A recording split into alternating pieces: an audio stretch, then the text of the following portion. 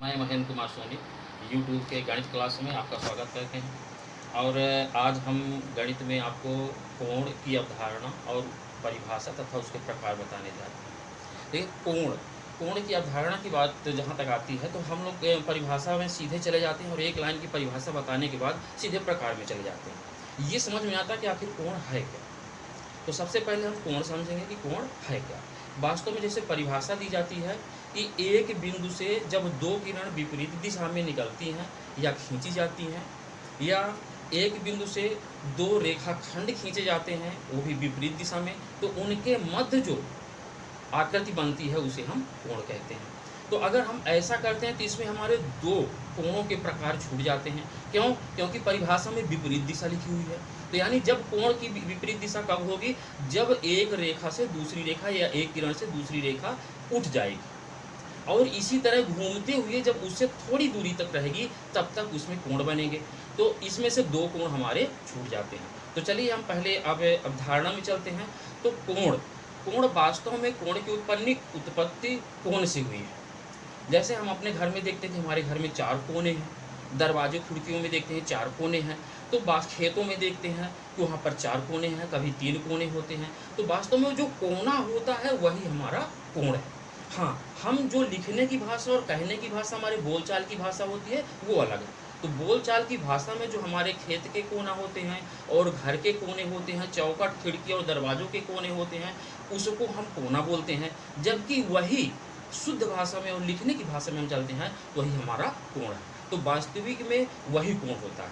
अब हम चलते हैं कोण की परिभाषा। तो कोण में देखा जाए तो जब कोई भी दो रेखाएं, या हम दूसरी परिभाषा लें अगर, तो जब दो भुजाएं के एक सिरे को स्थिर रख के, दो भुजाओं के एक सिरे को स्थिर रख के दूसरी भुजा को घुमाया जाता है, तो उनके मध्य जो आकृति बनती है उसे हम कोण कहते हैं। तो यहाँ पर हम देखें, अपने टीएलएम के माध्यम से आपको बताएंगे। अगर आप केवल टीएलएम को हमारी इस वीडियो को पूरा देखेंगे, केवल समझेंगे, तो आपको रटने की ज़रूरत और लिखने की ज़रूरत नहीं पड़ेगी। तो देखिए, हम यहाँ पर दिखा रहे हैं आपको कि हमारे पास ये दो भुजाएं हैं। इन दो भुजाओं को हमने एक सिरे पर हमने इसको स्थायी कर दिया है, स्थिर कर दिया है।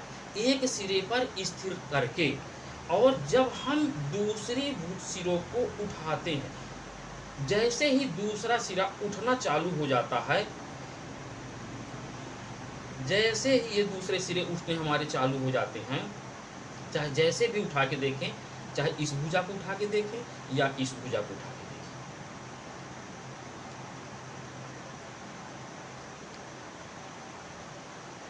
यहाँ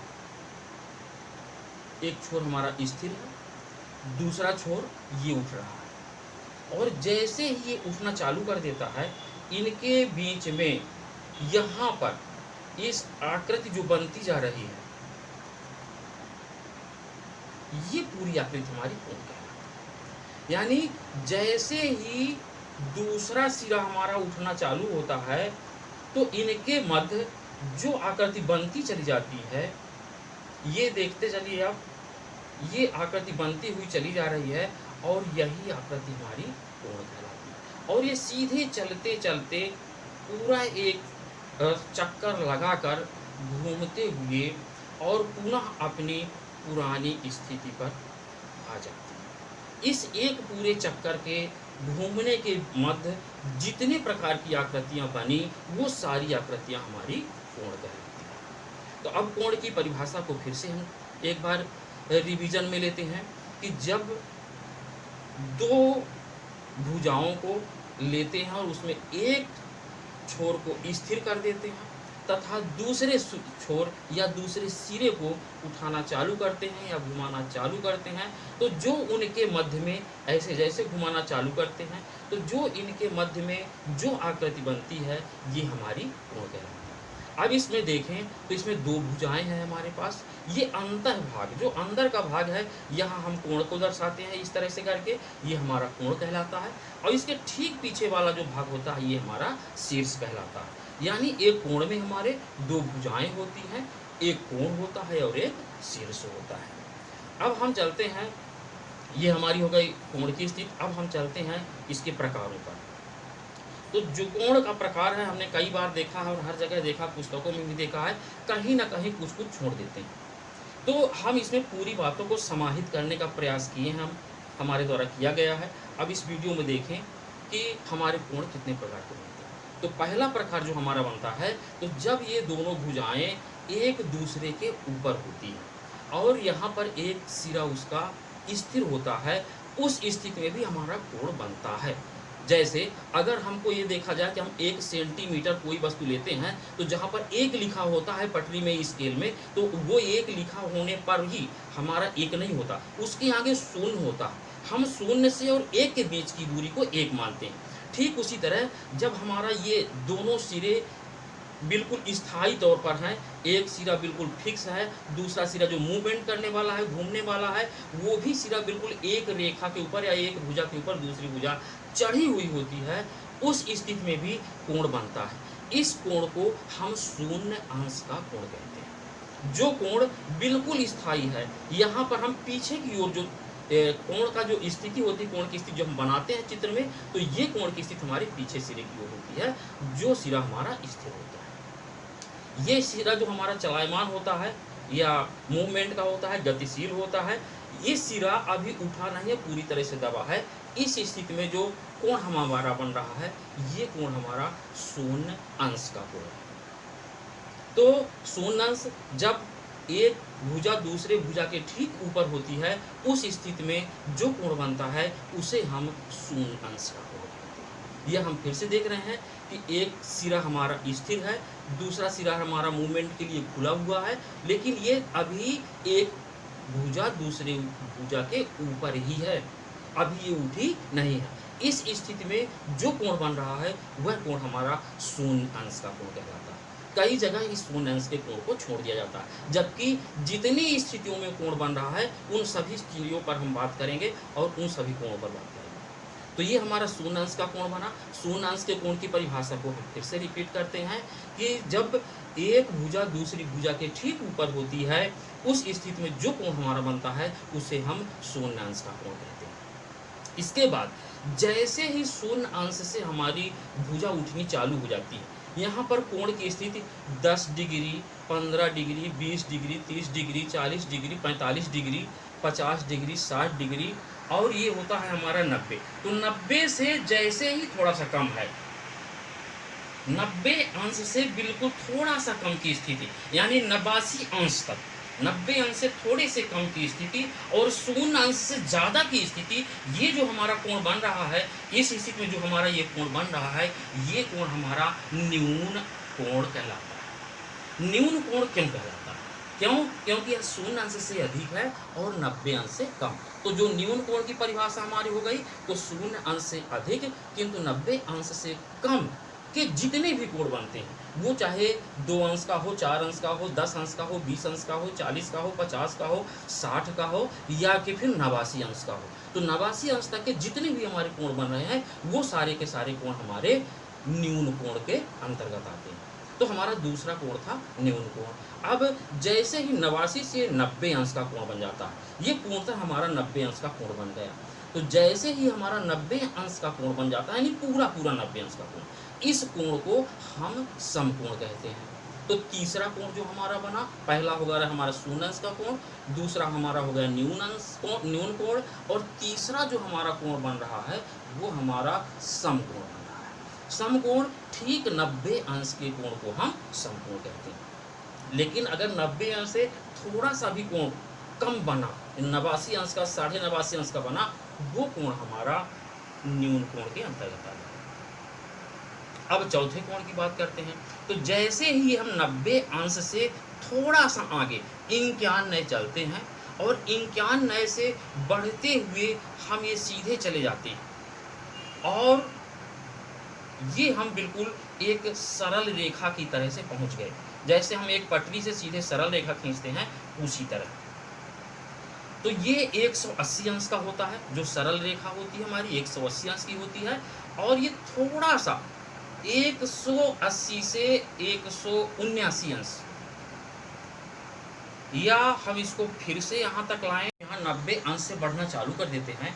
तो 90 अंश से 100 अंश, 110, 120, 125, 30, 35, 40, 50, 60, 70, 75, ये हम जब 180 से थोड़ा सा ऊपर रहते हैं, यानी 180 पूरा ना होने पाए, तो 90 अंश से अधिक और 180 अंश से कम तक के जितने भी हमारे कोण बनते हैं, यहाँ हम फिर से उठा के देखते हैं, ये 90 अंश से चले तो 90 से अधिक चलना चालू हुए, और ये 180 अंश के थोड़ा सा पहले, तो 180 अंश से कम और 90 अंश से अधिक के बीच में जितने भी हमारे कोण बनते हैं, वो सब हमारे अधिक कोण कहलाते हैं।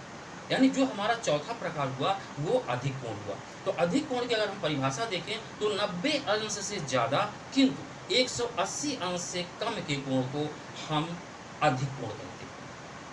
इसके बाद जैसे ही ये हमारा 180 अंश पूरा 180 अंश हो जाता है, बिल्कुल एक सरल रेखा के रूप में बन जाता है, उस स्थिति में जो कोण हमारा बन रहा है, यानी जो पचमा कोण हमारा बन रहा है, वो कोण हमारा सरल रेखा कोण या सरल कोण या ऋजु कोण बन रहा है। इस कोण को हम ऋजु कोण भी कहते हैं और सरल रेखा कोण भी कहते हैं और सरल कोण भी कहते हैं। सरल रेखा कोण क्यों? क्योंकि यह एक रेखा, ये जो हमारा 180 अंश का पूरा 180 अंश का जब हमारा कोण बनता है, तो यह कोण हमारा सरल कोण कहलाता है, यही हमारा ऋजु कोण कहलाता है। और जब हम इस 180 अंश से फिर आगे की ओर बढ़ना चालू करते हैं, जैसे ही हम 180 से थोड़ा सा आगे बढ़ना चालू किए और ये सीधे सीधे 190, 200, 250, ये पूरे कोण हमारे बनते हुए चले जाते हैं और यहाँ तक पूरा कोण बन जाता है, यहाँ तक की स्थिति, यानी 180 अंश से लेके और यहाँ तक जितने भी कोण बन रहे हैं, ये सब हमारे बृहत कोण के अंतर्गत आते हैं।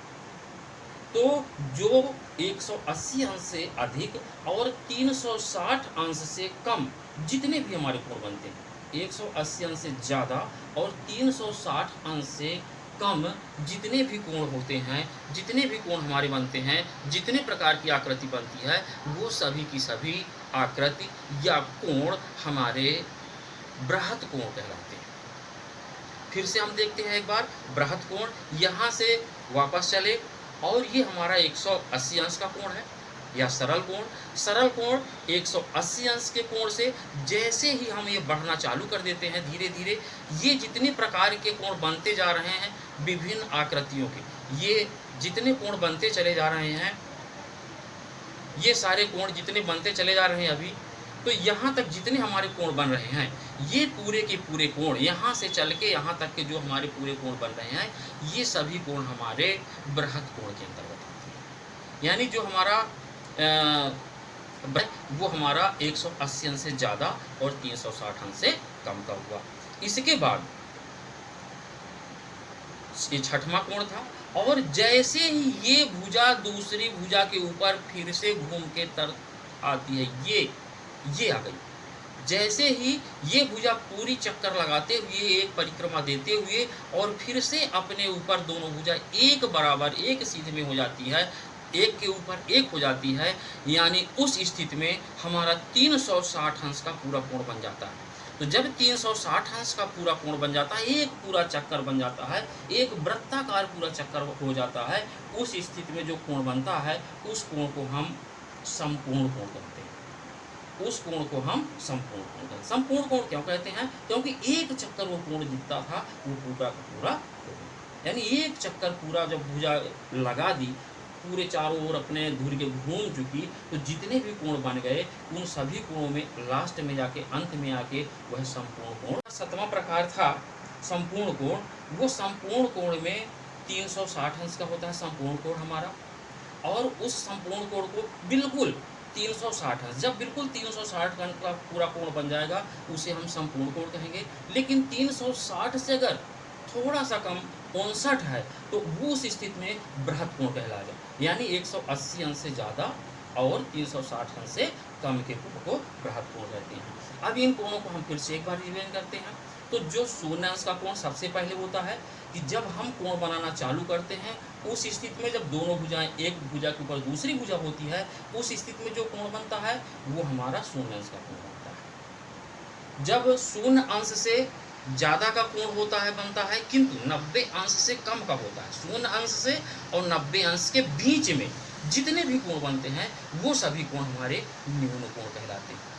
तीसरा कोण हमारा ठीक 90 अंश का कोण। तीसरा कोण हमारा जो ये बन रहा है ठीक 90 अंश का कोण, यानी 90 अंश के कोण को हम समकोण कहते हैं, बिल्कुल ठीक 90 अंश। फिर इसके बाद जो हमारा कोण बना चौथा कोण, तो 90 अंश से ज़्यादा और 180 अंश से कम। 90 अंश से ज़्यादा किंतु 180 अंश से कम का जो कोण बनता है वो हमारा अधिक कोण बनता है या अधिक कोण कहलाता है। यानी 90 अंश से और 180 अंश के बीच में जो कोण बनेगा वो कोण हमारा अधिक कोण कहलाएगा। जब ठीक 180 अंश का कोण बन जाता है एक लाइन में, यानी सरल रेखा की स्थिति में जब हमारी एक लाइन आ जाती है, सरल रेखा का कोण बन जाता है, इस कोण को हम सरल कोण या ऋजु कोण कहते हैं। ऐसी स्थिति जब 180 अंश का कोण बन रहा हो, पूरा का पूरा 180 अंश का कोण बन रहा हो, उस स्थिति में हम उस कोण को ऋजु कोण या सरल कोण कहते हैं। जैसे ही 180 अंश से ज़्यादा हम चलते हैं, तो 180 अंश से ज़्यादा और 360 अंश से कम, ये आकृति ये तो 180 अंश से ज़्यादा किंतु 360 अंश से कम जितने भी कोण बनते हैं वो सभी के सभी कोण हमारे बृहत् कोण कहलाते हैं। तो बृहत् कोण जो हमारा हुआ तो 180 अंश से ज़्यादा किंतु 360 अंश से कम का हुआ। और जैसे ही ठीक 360 अंश का कोण, देखिए ये चलते हुए बिल्कुल एक दूसरे के ऊपर ये आ गए। जब एक भुजा ठीक दूसरे भुजा के ऊपर आ जाती है, यानी एक पूरा चक्कर लगा के, उस समय 360 अंश का कोण बनता है, और जो पूरा 360 अंश का कोण बनता है उसे हम संपूर्ण कोण कहते हैं। इस संपूर्ण कोण के अलावा भी कुछ हमारे कोण आते हैं, उन कोणों पर हम चर्चा कर रहे हैं।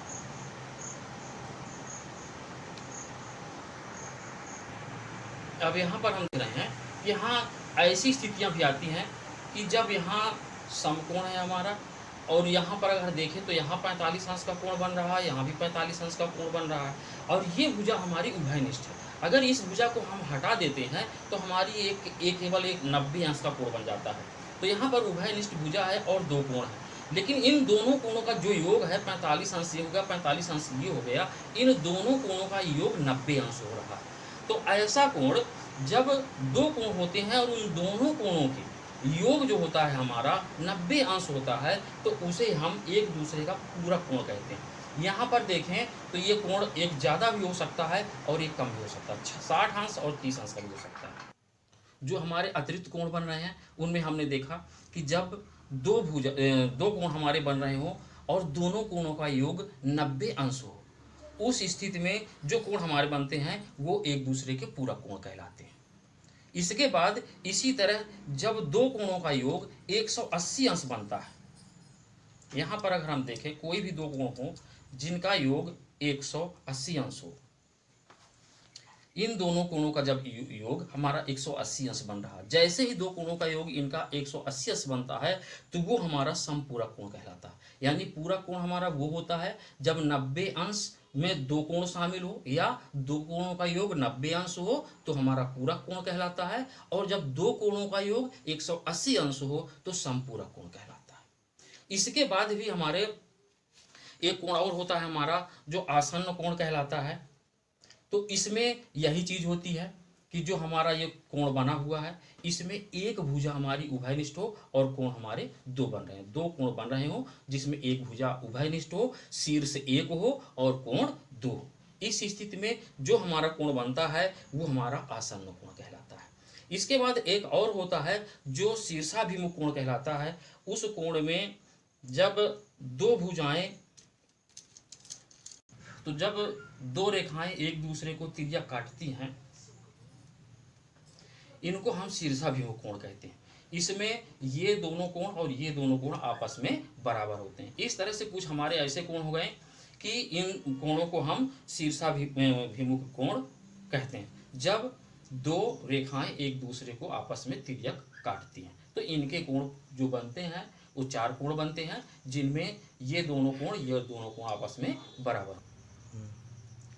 तो अगले वीडियो तक आप इस वीडियो को देखें और समझें, इसको लाइक करें, शेयर करें, और इसके बाद अगले वीडियो में आपको मिलते हैं चतुर्भुज के साथ में, और चतुर्भुज के प्रकार, चतुर्भुज क्या होता है, इसके बारे में चर्चा करेंगे।